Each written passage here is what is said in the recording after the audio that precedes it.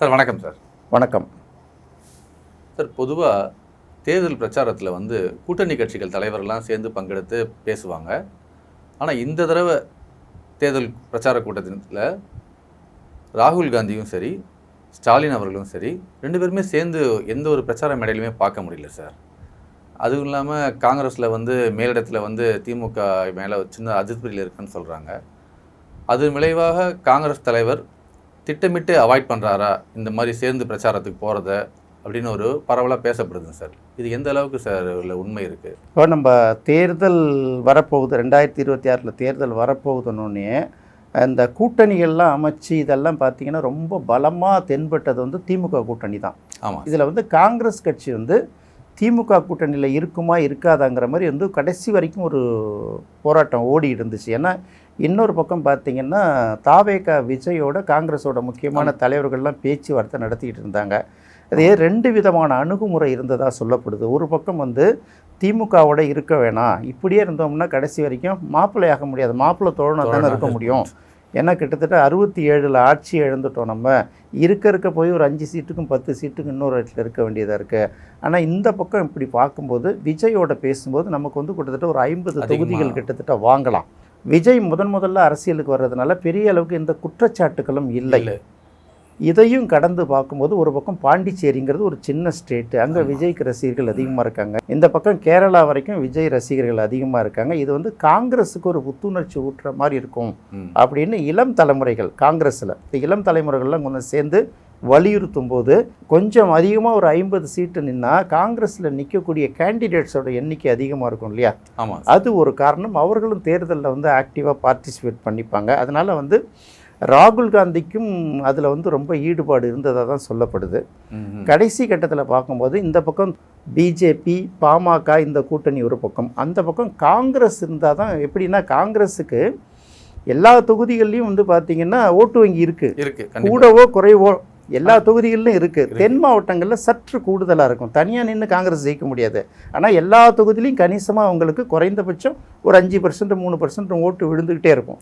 இந்த இது பார்த்திங்கன்னா தொகுதியோட வெற்றி தோல்வியை தீர்மானிக்கிறதுல ஒரு முக்கியமான பங்கு இருக்கும்ல. கண்டிப்பாக. அதனால் இந்த காங்கிரஸை விட்டுறக்கூடாதுங்கிறதுல ரொம்ப கவனம் செலுத்தி இழுத்து பிடிச்சாங்க. அதோட விளைவு தான் ஒரு 3 சீட்டு எக்ஸ்ட்ரா கொடுத்தது கூட.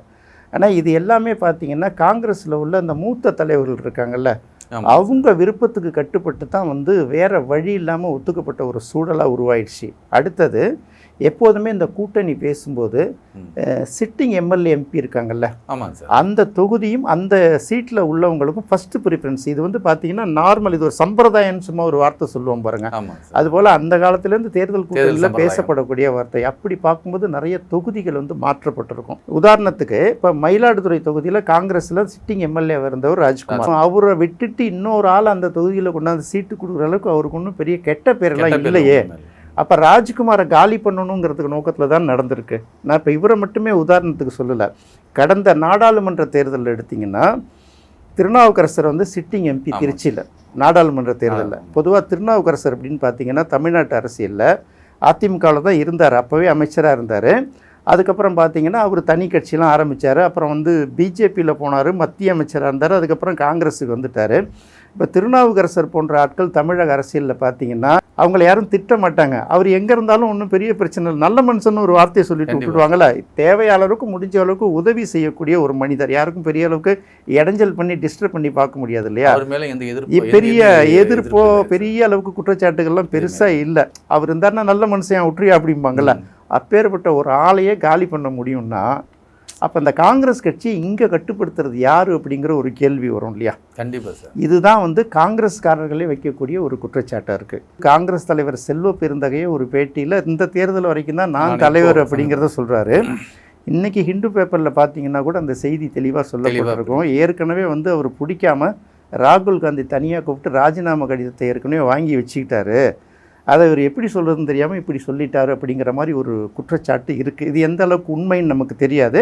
நாளேடுகளில் வந்த செய்தி, நடக்கிற விஷயங்களில் பார்க்கும்போதும் நம்ம கொஞ்சம் யோசிக்க வேண்டியதாக தான் இருக்குது. அப்போ காங்கிரஸ் கட்சிங்கிறது முழுக்க காங்கிரஸோட கட்டுப்பாட்டில் இருக்கா அல்லது திமுகவோட கட்டுப்பாட்டில் இருக்குங்கிறதா அந்த ஒரு செக்ஷன் எழுப்பக்கூடிய ஒரு கேள்வியாக இருக்குது. பொதுவாக கூட்டணி கட்சிகள் அப்படின்னு வரும்போது பார்த்திங்கன்னா எல்லா தலைவர்களும் சேர்ந்து ஒரு மேடையில் அப்படி எல்லாரும் சேர்ந்து கையை தூக்கிட்டு காமிப்பாங்க இல்லையா? கண்டிப்பாக சார். இது வந்து பார்த்தீங்கன்னா அது ஒரு கான்ஃபிடென்ஸோட வெளிப்பாடு. தொண்டர்கள் பார்க்கறதுக்கு ஒரு உற்சாகம் அடைகிறது.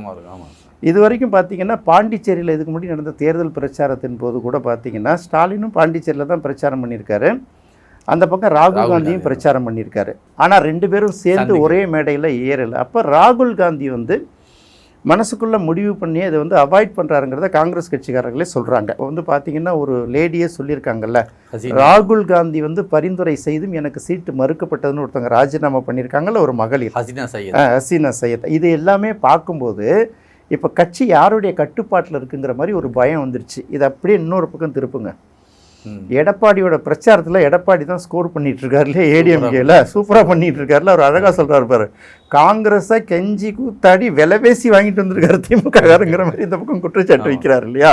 எல்லாத்தையும் ஒப்பிட்டு பார்க்கும்போது இந்த காங்கிரஸ் கூட்டணி அப்படிங்கிறது, காங்கிரஸ் திமுக கூட்டணிங்கிறது மனப்பூர்வமான கூட்டணியாக இல்லாமல் வேறு வழி இல்லாமல் ஏற்படுத்தப்பட்ட ஒரு கூட்டணி மாதிரியான காட்சி இன்னைக்கு வந்து எதிரொலிக்குது. இன்னொரு பக்கம் பாருங்கள், பிரேமலதாவை பாருங்கள், அந்தந்த மேடையில் ஏறி நின்றுக்கிட்டு திமுகவுக்கு எகென்ஸ்டாகவே பேசிகிட்டு இருக்காங்க. சேம் சைடு கோல். இது எப்படி ட்ரோலிங் பண்ணுறாங்க பாருங்களேன்.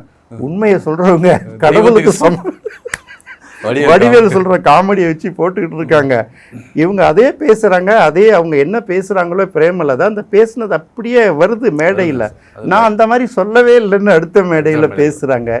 ஏற்கனவே விசிகாவோட ஒரு உரசல். இது எப்படி இருக்குன்னு சொல்ல முடியாது. ஜெயிக்கலாம் தோற்கலாம், அது வேற அடுத்தது. ஆனால் வந்து திமுக கூட்டணி கட்சிகள், திமுக கூட்டணியில் இருக்கக்கூடிய கட்சிகள் யாருமே ஒரு மன ஒருமைப்பாடோடைய ஒரு உண்மையான நட்போடையுமே இருந்து இந்த கூட்டணியாக செயல்படலைங்கிறது மட்டும் இப்போ கண்ணுக்கு தெரியுது. கலைஞர் ஏற்கனவே சொன்ன மாதிரி காங்கிரஸை மனசில் வச்சு தானே சொன்னார், கூடா நட்பு கேடாய் முடியும்னு சொல்லிட்டு. இப்போ திமுக கூட்டணியில் இருக்கிற கட்சிகளை பார்க்கும்போது யாருமே வந்து ஒரு விருப்பத்தோடையும் நட்போடையும் ஒரு இணக்கத்தோடையும் இல்லாத மாதிரி இது ஒரு கூடா நட்பாக உருவான கூட்டணி மாதிரியான ஒரு தோற்றம் தான் உருவாயிருக்கு.